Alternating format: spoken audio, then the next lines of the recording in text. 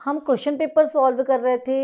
एक sample paper लिया था हमने फिजिक्स का, जो कि हमारे 2024 के एग्जाम पर्पस से बहुत ही इम्पॉर्टेंट होने वाला है। सेक्शन ए हमने प्रीवियस वीडियो में फिनिश कर लिया था। अब यहाँ पे हम बढ़ते हैं सेक्शन बी की तरफ। तो सेक्शन बी भी हमारा 40 मार्क्स का है, जो कि हमको अटेम्प्ट करना है। तो 40 मार्क्स के लिए यहाँ पे आपको 6 क्वेश्चन मिलेंगे। इन 6 क्वेश्चन में से आपको 4 क्वेश्चन सॉल्व करने हैं। ईच क्वेश्चन आपके 10 मार्क्स का होगा, जो कि अंदर भी सब क्वेश्चन में डिवाइड होंगे। तो चलिए आप सेक्शन बी की तरफ बढ़ते हैं और उसको सॉल्व करते हैं। तो सेक्शन बी का attempt any 4 question from this section. So first question is Jatin put a pencil into a glass container having water and in occupied to see the pencil in a different state. हमको इन 3 questions को इसमें solve करना है। What change in observe in the appearance of the pencil? Second question is name the phenomena responsible for the change. Draw a ray diagram showing how the eyes see the pencil. तो question क्या बोल रहा है आपको कि एक container में water है और उस वाटर पे क्या है, एक पेंसिल पड़ी हुई है। तो उस पेंसिल को हमको किस तरीके से दिखाई देगी वो बताना है। उस फिनोमिना को बताना है जो यहाँ पे हमको दिख रहा है। ये ऑब्जर्वर की आईज हैं, ये मान लीजिए। ये पेंसिल को हमने क्या किया, ये हमारी सीधी पेंसिल इस पे पड़ी हुई है। तो ये हो गई हमारी पेंसिल, ये हो गई हमारी पेंसिल। अब इस पेंसिल पे क्या है, ये मान लीजिए कि इधर से आ रही गई, ये हमारा, ये मान लो आई है ऑब्जर्वर की, और ये पेंसिल ये इधर से हमारी रे गई। तो ये है हमारी साइज ऑफ द पेंसिल। लेकिन हमें दिखती कैसी है ये पेंसिल? ये पेंसिल हमारा क्या होगा, ये एंगल हमारा आ करके ये यहीं पे मिल जा रहा है। तो हमको क्या दिख रही है, पेंसिल बैंड दिख रही है। यहाँ पे हमको कितनी पेंसिल हमको यहाँ पे बैंड दिखती है। तो ये हो गया हमारा वाटर। अब यहाँ पे ये आई। अब अपन देखते हैं the observer appearance of the pencil कैसी दिखेगी हमें। The pencil seems bend at the water air interface. Water और एयर का इंटरफेस, यहाँ पे हमको पेंसिल क्या दिखती है, बेंड दिखती है।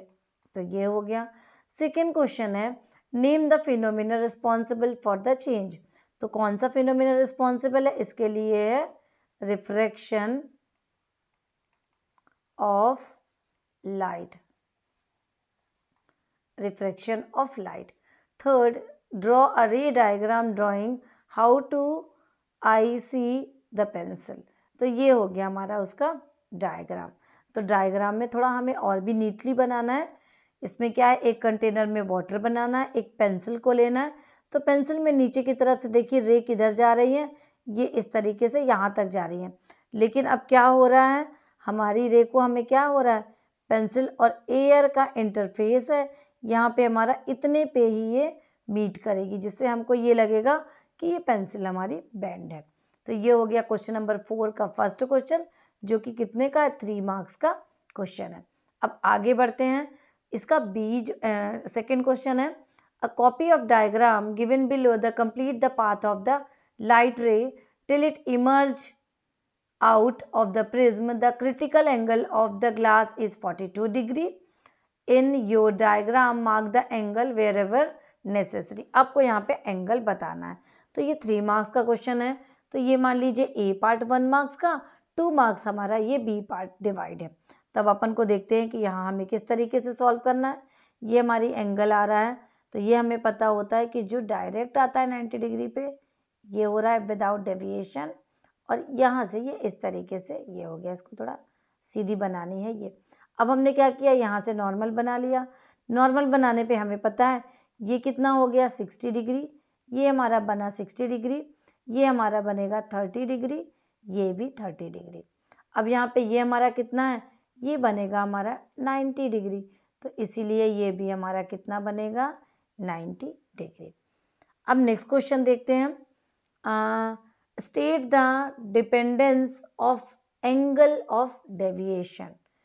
On the refractive index of the material of the prism. ये किस तरीके से इफेक्ट डालता है on the refractive index of the material of the prism. Prism किस मटेरियल का बना हुआ है, इसके अकॉर्डिंग हमको यहाँ पे क्या होगा, एंगल ऑफ डेविएशन किस तरीके से हमको मिलेगा। So if the refractive index of material of the prism decreases, refractive index अगर ऐसे मटेरियल का बना है कि रिफ्रैक्टिव इंडेक्स क्या हो रहा है, डिक्रीज हो रहा है, so angle of deviation also decreases. अगर ये डिक्रीज हो रहा है, decreases, so angle of deviation also decreases. Second, on the wavelength of light. अब wavelength of light angle of deviation को किस तरीके से इफेक्ट डालती है। So angle of deviation decreases with increases और इन वेवलेंथ, वेवलेंथ बढ़ती जाएगी तो एंगल ऑफ डेविएशन क्या होगा, डिक्रीज होगा। तो इसी तरीके से जो angle of deviation of violet colour is more, क्या होता है, वायलेट कलर का मोर होता है than the angle of deviation for the red colour. Red colour से वायलेट कलर का एंगल ऑफ डेविएशन ज्यादा होता है। क्यों, क्योंकि इसकी स्पीड कम होती है। अब आगे अपने देखते हैं next question. Next question, name the radiation. अब अपन को रेडिएशन के नेम बताने हैं। तो पहला रेडिएशन है that are used for photography at night. तो नाइट के लिए फोटोग्राफी में क्या यूज करते हैं हम, infrared radiation, infrared radiation. Use the detection of fracture of bones, कौन है हम इसके लिए, X rays. Next, whose wavelength range is from 100 angstrom to 400 angstrom. तब यहाँ पे अपन देखते हैं 4000 एंगस्ट्रॉम, और क्या लिख सकते हैं 10 नैनोमीटर टू 400 नैनोमीटर। तो ये कौन से इस रेंज पे, कौन सी वेवलेंथ पे कौन सी रेंज आती है, the radiation whose wavelength range from 10 nm to 400 nm are क्या होगा, ultraviolet radiation.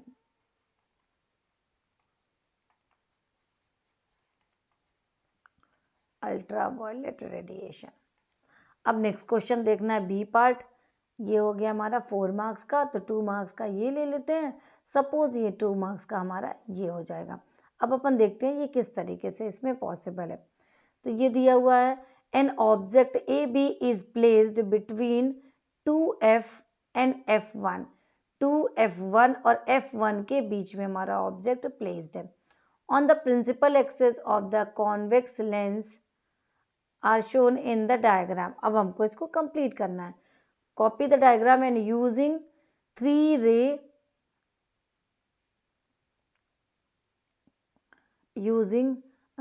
3 ray starting point from A obtain the image of the object formed by the lens। अब अपन को इसको बनाना है। तो ये हो गया हमारा, तो 3 रे अपन को लेकर के चलना है। तो 3 रे चलना है तो पहले क्या हो गया अपन को, ये मान लो ये सीधी है, ये अपन के जा रही है, तो ये कहाँ से होती हुई जाएगी, F2 से।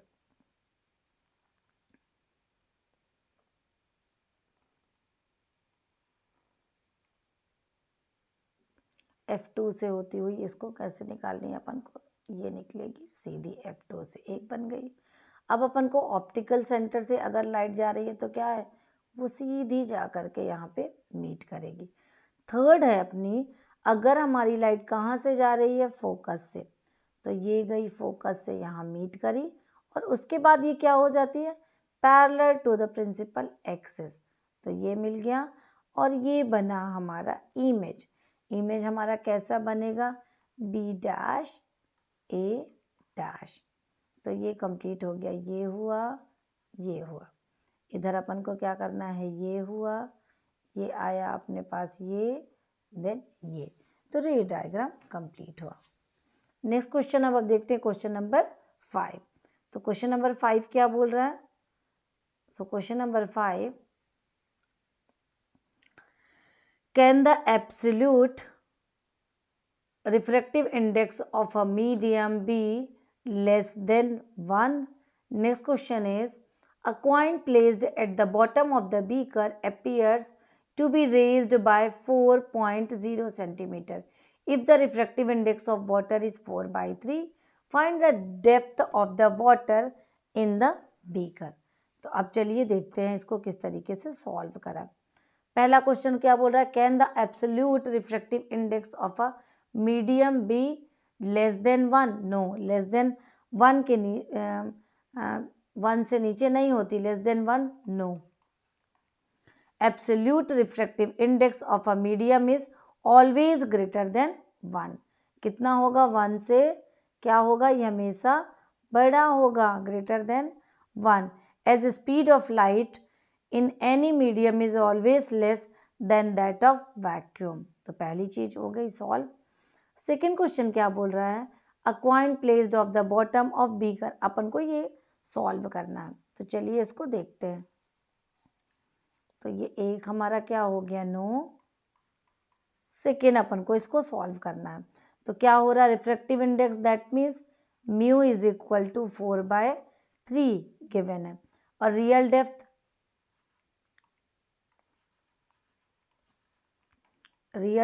x मान लिया। एपारेंट डेप्थ कितनी हो गई हमारी, x-4 एपारेंट डेप्थ। अब अपन को क्या करना है, 4/3 is equal to real depth,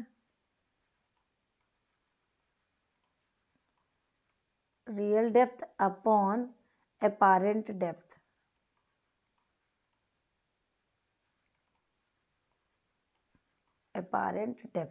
तो यहाँ पे अपन को क्या करना है, 4/3 सॉल्व रख दिया वैल्यू रियल का और एपारेंट का, x-4 सॉल्व किया। इसको आगे बढ़ाएंगे, 3x क्या हो जाएगा यहाँ पे,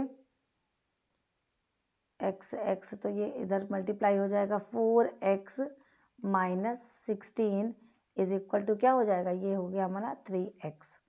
सॉल्व किया अपन ने, x इज इक्वल टू क्या हो जाएगा, 16।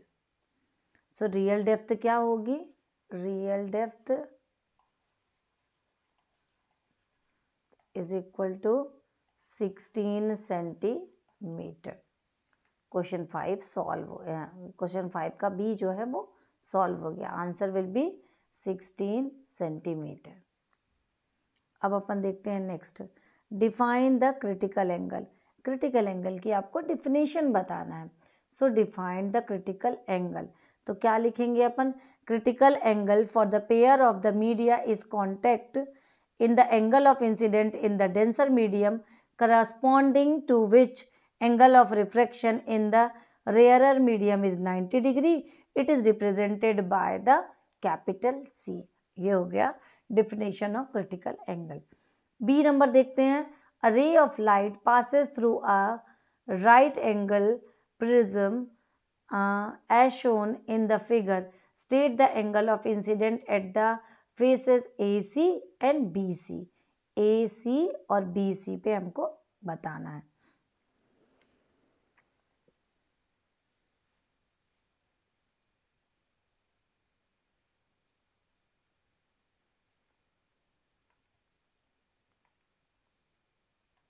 एंगल ऑफ इंसिडेंस हमको यहाँ पे बताना है।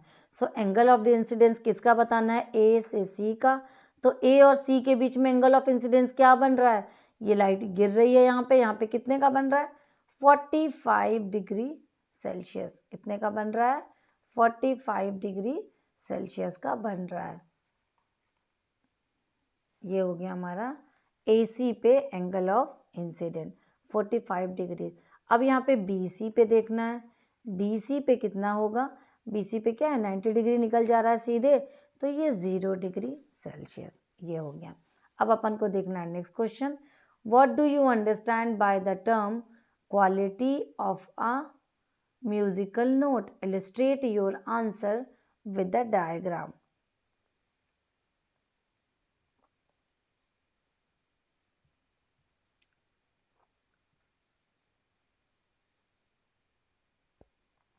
अब अपन को क्वालिटी या इसी को क्या बोलते हैं, timbre is a property by which two notes of the same pitch and possibly of the same intensity given by the two different instrument can be distinguish from the each other. अब यहाँ पे हमको क्या बताना है, इसके लिए हमको क्या लेते हैं, यहाँ पे डिस्प्लेसमेंट और इधर हमने लगा दिया टाइम, डिस्प्लेसमेंट और टाइम। तो ये हो गया हमारा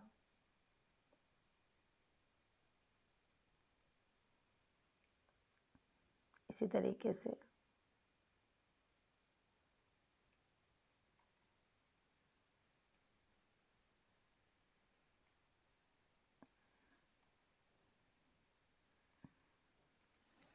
ये हो गया हमारा टाइम, टाइम और इधर क्या हमने रख दिया, डिस्प्लेसमेंट, डिस्प्लेसमेंट और टाइम। ये अपना थ्योरी से रिलेटेड क्वेश्चन है, आप आराम से इसको वहाँ से लर्न करके लिख सकते हैं डिटेल में। क्वेश्चन नंबर 6 है अपना, अब आगे बढ़ते हैं अपन क्वेश्चन नंबर 6। क्वेश्चन नंबर 6 में है Rohit want to study the phenomena of a ray of light is moving from rarer to denser medium। rarer से कहाँ जा रही है, denser medium पे हमारी लाइट जो है इंटर कर रही है। rarer to denser medium strike a plane mirror placed at 90 degree. Plane mirror रखा हुआ है, ये मिरर रखा हुआ है 90 डिग्री पे, वो उस पर फॉल कर रही है to the direction of the ray as shown in a figure. As when the light ray, after suffering any number of reflection and refraction, its final path had reversed, it traveled back along the entire initial path. This is called principle of reversibility of light। ये हो गया। अब इससे related question है, copy the diagram and mark the arrow of show the path of the ray of light after it is reflected from the mirror। पहली चीज ये बनाना है। Second, name the principle you have used to mark the arrow to show the direction of the रे।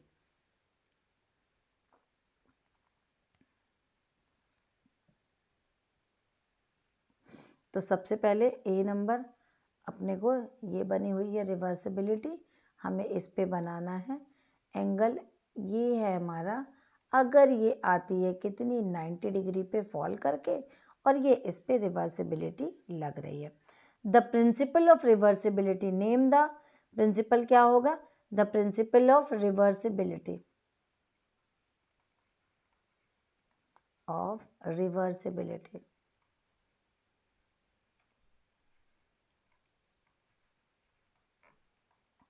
The principle of reversibility is used to mark the arrow to show the direction of refracted ray। ये हो गया हमारा इसका answer.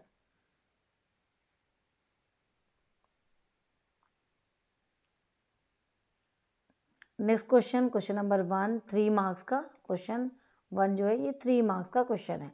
अब अपन देखते हैं नेक्स्ट क्वेश्चन। नेक्स्ट क्वेश्चन जो है सेकंड, ये भी यहाँ पे 3 मार्क्स का है। यहाँ पे क्या है, the diagram below show the pulley arrangement. अब यहाँ पे क्या हो रहा है, एक पुली का अरेंजमेंट यहाँ पे शो किया गया है। तो अब यहाँ पे देखते हैं, एक पुली है। Copy the diagram and mark the direction of the tension of each stand at the string. अपने को क्या करना है, पूरे स्टैंड पे स्ट्रिंग्स का हमको क्या बताना है, एरो से हमें इसको इसके फ्लो को बताना है। What is the velocity ratio of the arrangement if the tension acting on the string is T, then what is the relationship between T and effort E. अब अपन को टी और ई में क्या यहाँ पे रिलेशन है वो बताना है।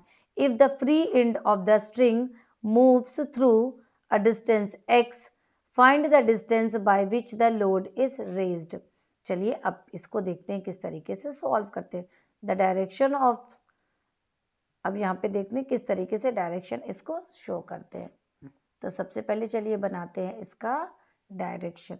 तो डायरेक्शन क्या होगा, ये, इसके बाद इधर ये, और इसके बाद इधर ये हमने बना दिया डायरेक्शन, और ये हो गया इसका लोड। सेकंड क्वेश्चन क्या बोल रहा है, what is the velocity ratio of the arrangement. यहाँ पे हमें देखना है डिस्टेंस ट्रेवल्ड बाय एफर्ट, चलिए लिखते हैं इसको, बी को किस तरीके से सॉल्व करते हैं, यहाँ पे सॉल्व करते हैं। Distance travelled by effort, 1 minute, distance travelled by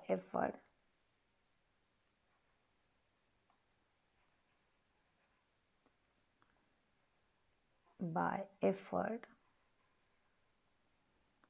upon distance travelled by load, distance travelled by क्या हो जाएगा, बाय लोड, ये क्या हो जाएगा 2x upon x, 2x upon x, distance travelled by effort, ये हो गया हमारा एफर्ट, और डिस्टेंस ट्रेवल्ड बाय लोड, तो डिस्टेंस अगर हमारा ये डबल कर रहा है तो ये 1 करेगा, तो अब यहाँ पे हमको क्या लेना है 2, the distance travelled by the load is half the distance travelled by the effort, तो ये क्या बनेगा x बाय 2।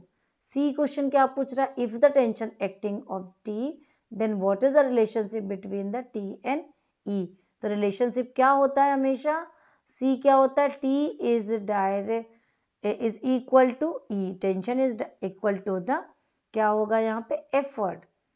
अब डी नंबर क्या बोल रहा है, if the free end of the acting moves through a distance x, find the distance by which the load is raised. अब अपन को यहाँ पे 4th number question, the distance travelled by the load is half the distance moved by the effort, तो D क्या हो जाएगा x bye 2।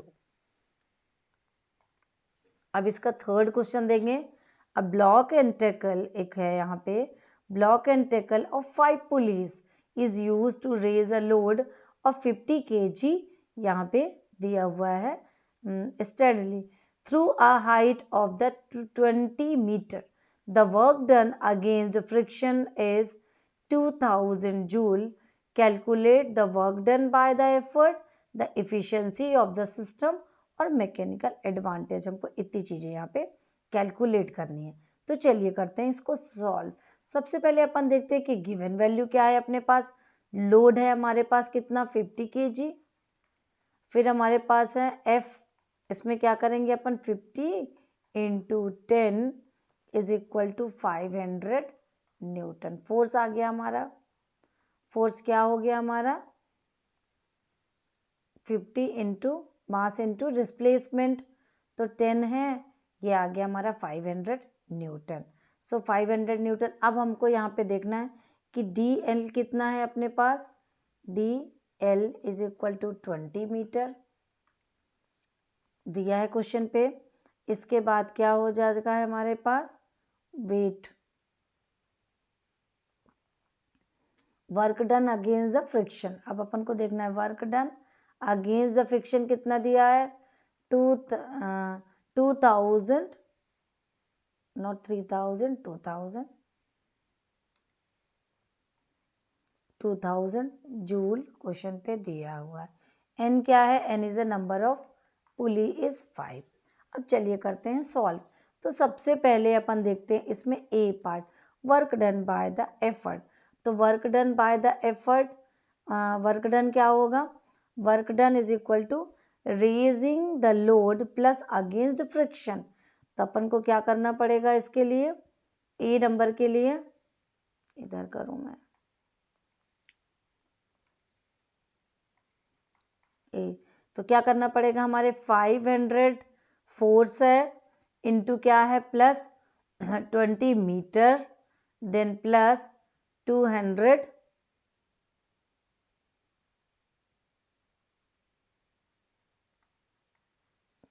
इसको सॉल्व करिए, क्या आएगा अपने पास 120000 जूल।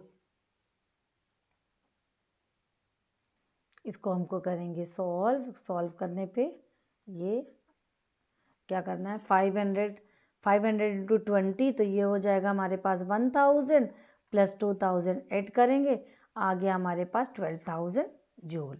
तो ए हमारा सॉल्व हो गया। अब अपन देखते हैं बी, बी क्या बोल रहा है, the efficiency of the system. तो एफिशिएंसी क्या होती है, work done is raising the load total work done by the effort, तो total work done by the effort, तो raising the load that is the 2550 into 2000, so 10,000। तो क्या होगा, efficiency कैसे निकालेंगे, efficiency is equal to 10,000 upon 12,000, ये क्या आ जाएगा 0.833, तो इसको क्या करेंगे परसेंट, 83.3% में ये चेंज होगा। तो ये हमने सॉल्व कर लिया B. Then come to the C, work done by the effort. अब अपन को एफर्ट का वर्क डन लगाना है, work done effort is equal to क्या हो जाएगा, एफर्ट इनटू क्या हो जाएगा डी ई। इसको करते हैं सॉल्व, ये हमारे पास कितना है 12,000 जूल है, इसको क्या करेंगे E into 100 metre, E into 100 metre, so 20 into 5 आया, ये 100 कहाँ से आ गया 20 इंटू 5, तो 20 इंटू 5 क्या हो गया 100, और ई कितनी है इसमें, ई इज इक्वल टू हमारे पास है 120 newton, E is equal to 120 newton. लगाते हैं अपन, M A is equal to 500 upon 120 newton is equal to 4.17, that is the answer. Next question है क्वेश्चन नंबर 7। क्वेश्चन नंबर 7 क्या बोलता है, in a figure Z and Y are the two waves which are represented graphically with displacement time curve. Calculate the ratio of their velocity, wavelength, frequency. Also give reason which produces shrill sound and louder sound. अब चलिए करते हैं इसको solve, ये दिया हुआ है हमारे पास। अब इसको velocity of two wave will be same as the medium of their propagation, तो क्या होगा यहाँ पे ए देखते हैं। So velocity of two waves, ये टू वेव्स हैं, velocity of two waves will be same as the medium of their propagation in the same, तो यहाँ पे क्या हो जाएगा V X upon V Y is equal to 1।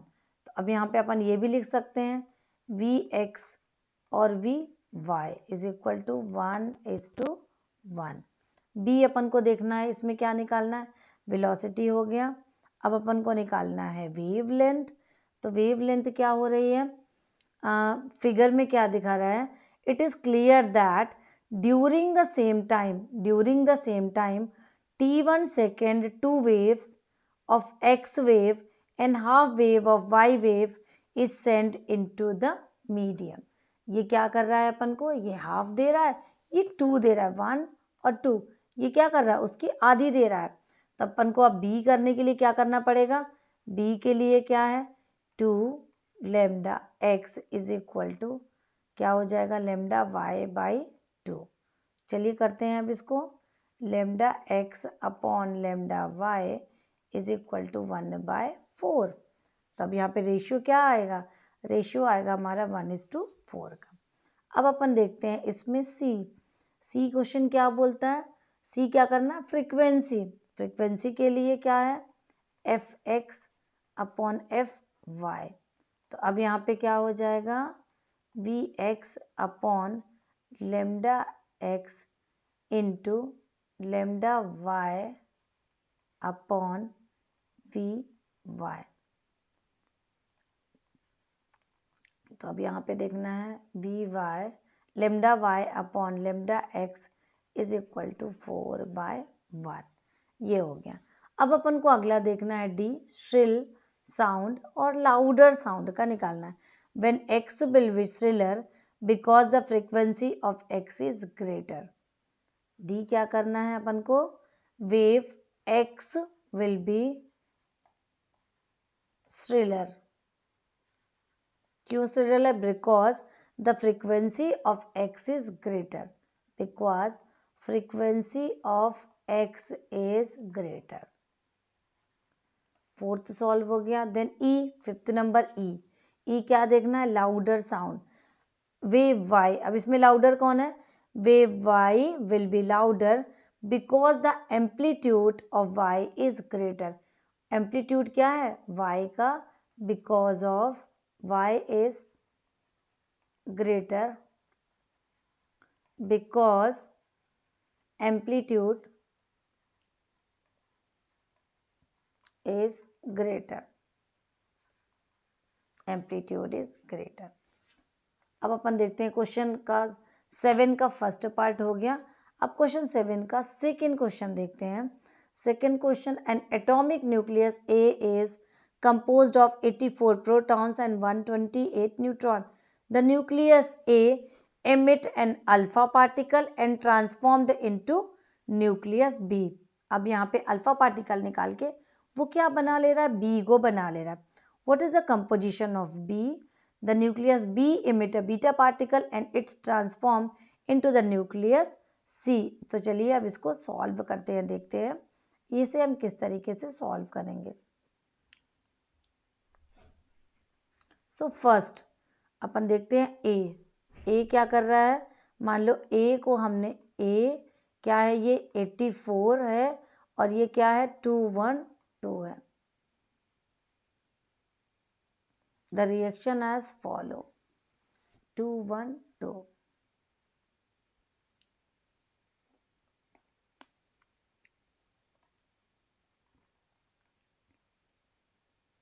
Eighty 84 है यहाँ पे प्रोटॉन और न्यूट्रॉन कितने हैं 128.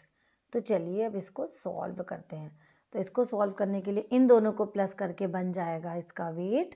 और ये कौन है, ये इसके number of proton, that is the atomic number.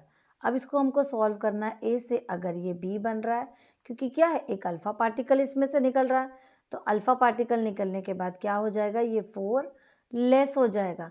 तो 212 से क्या हो जाएगा 208 हो जाएगा. और ये कितना कम हो जाएगा, 2 कम हो जाएगा. मीन्स 84 से क्या हो जाएगा 82. तो ये है. देन अपन को देखना है नेक्स्ट क्वेश्चन. नेक्स्ट क्वेश्चन क्या बोल रहा है, the nucleus B emits a beta particles and it transform to it nucleus C. Beta particle निकाल के क्या बनता है, सी बनता है. तो अब अपन बी को देखते हैं. तो बी बीटा पार्टिकल, ये बी है, ये हो गया अपने पास 208 और ये 82. अब यहाँ से क्या निकला, एक बीटा पार्टिकल. बीटा पार्टिकल से निकालने पे ये एक बढ़ जाता है और वेट जो है एज इट इज रह जाता है. तो बन गया सी 208, यहाँ पे हो गया 83. बी सॉल्व हो गया. अब सी देखते हैं. मास नंबर क्या बोल रहा है, what is the mass number of nucleus A. अब न्यूक्लियस ए का मास नंबर क्या है, तो न्यूक्लियस ए है उसका मास नंबर है 212. अब क्या पूछ रहा है, does the composition of C change if it emit gamma radiation. अगर ये सी क्या करेगा, गामा रेडिएशन निकालता है, तो क्या इसमें कोई चेंजेस आएगा. तो यहाँ पे क्या हो जाएगा, नो. मीन्स आंसर ये हो जाएगा हमारा सी. डी हमारा क्या होगा, नो. तो ये हमने इसको सॉल्व कर लिया. नेक्स्ट क्वेश्चन देखते हैं अपन. नेक्स्ट क्वेश्चन थर्ड है. What is the diagram given below, answer the following question that follow. What kind of pulley are A and B. State the purpose of pulley B. What effort to be applied at C in a just raise of load L is 20 kgf. Neglect the weight of pulley A and friction.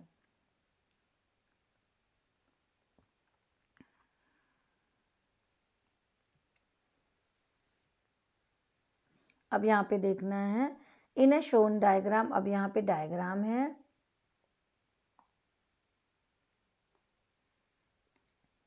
यहाँ पे diagram है नहीं. तो अब यहाँ पे क्या है, what kind of pulley are A and B. तो चलिए अब इस पुली वाले क्वेश्चन को सॉल्व करते हैं. इसमें क्या है, ये दो पुली हैं. What kind of pulley are A and B. अब हमें बताना है कि ये पुली जो ए और बी हैं ये किस टाइप की पुली हैं. यहाँ पे जो है बी है हमारी वो है फिक्स्ड पुली है और ए जो है यहाँ पे मूवेबल पुली है. बी जो है फिक्स्ड पुली है और ए जो है मूवेबल पुली है।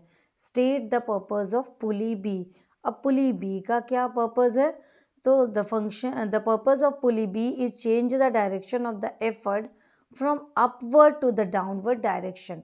ये क्या कर रही है, अपवर्ड से उसको डाउनवर्ड डायरेक्शन में चेंज कर रही है, upward to the downward direction in a convenient manner, convenient manner में इसको वो चेंज कर रही है।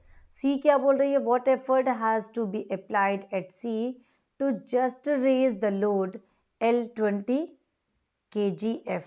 तो अब यहाँ पे देखना है L हमारा कितना है 20 kgf, E हमें क्या करना है यहाँ पे फाइंड आउट करना है। L हमारा क्या है यहाँ पे 2T के बराबर है और E क्या है हमारा E is equal to T है। तो अब यहाँ पे देखते हैं E is equal to half of load, half of load,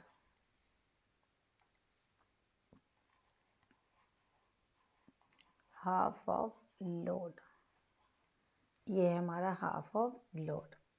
अब यहाँ पे देखना है हाफ ऑफ लोड, तो अब E is equal to half of load.